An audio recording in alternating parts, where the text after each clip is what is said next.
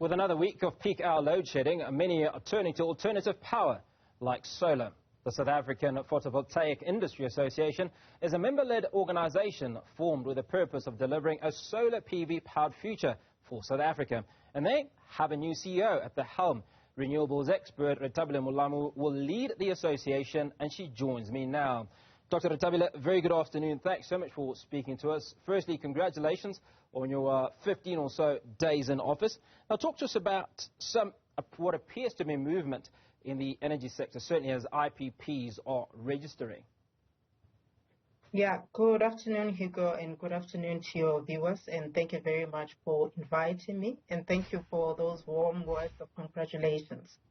So we've had a very good week as a solar industry, with the announcement of 2 projects, and some of our members, SAPVIA members, were part of the 2 projects that the Noza announced that were registered with them without licenses.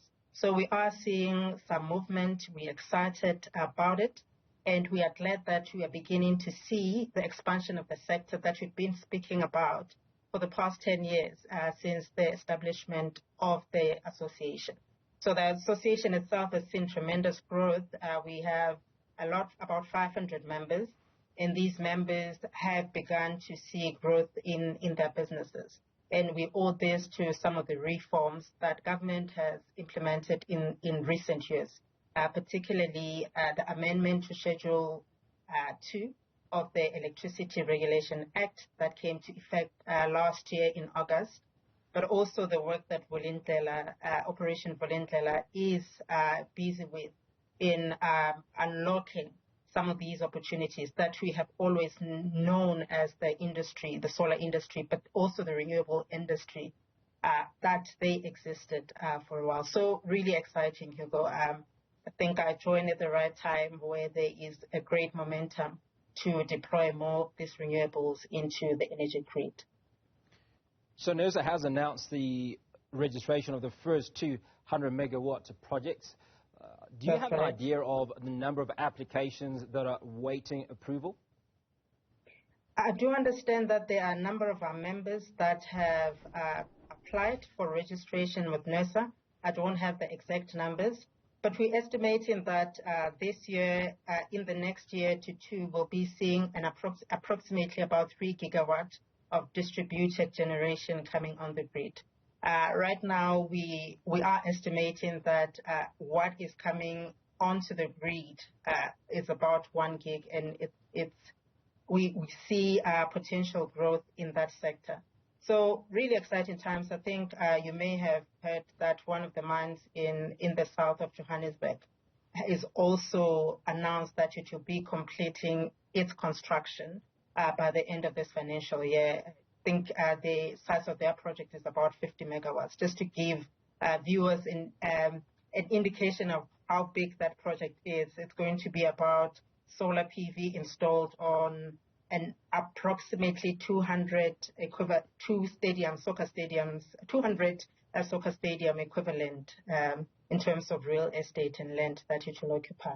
So really exciting times for the solar industry and the renewable industry in general. Now, you talk about 3 gigawatts coming through in the next 2 to 3 years. Now, for the average person who is going to be experiencing load shedding probably sometime this evening, they're wondering, what sort of impact will this have on South Africa?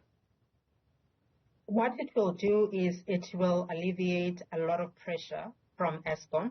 You would have heard in various press conferences that Eskom is estimating that the shortfall is anything between 4 gigawatts and 6 gigawatts.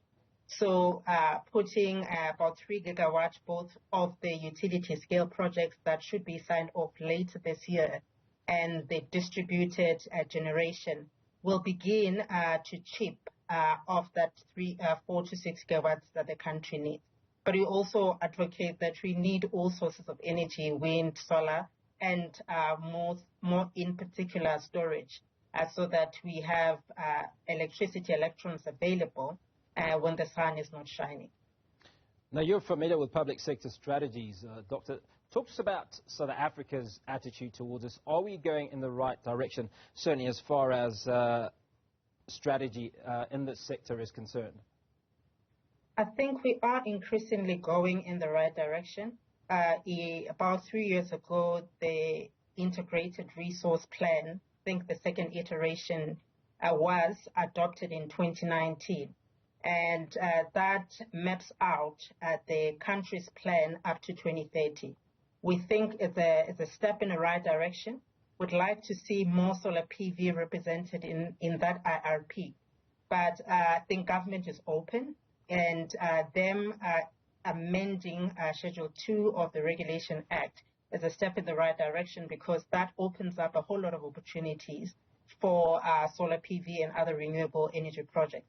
So I think government is doing the right things. The policies have always been relatively great. What has been a bit of a limitation or hurdle was the slow pace of implementation. We know that there was a bit of a lull or a stall in implementation of the utility scale, the REI4P, or those three projects.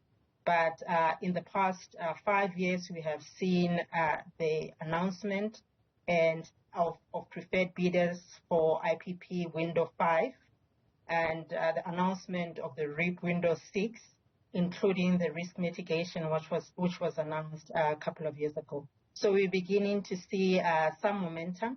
I think the IPP office indicated that by the end of this financial year, projects that have been awarded under bid window 5 will close. And we will learn lessons from that, and those lessons will be taken into the expediting of the bid window 6 project. Dr. Rethabile Melamu, thank you so much for your time. SAPVIA CEO and renewables expert, talking to us about light at the end of the tunnel as more IPPs come online.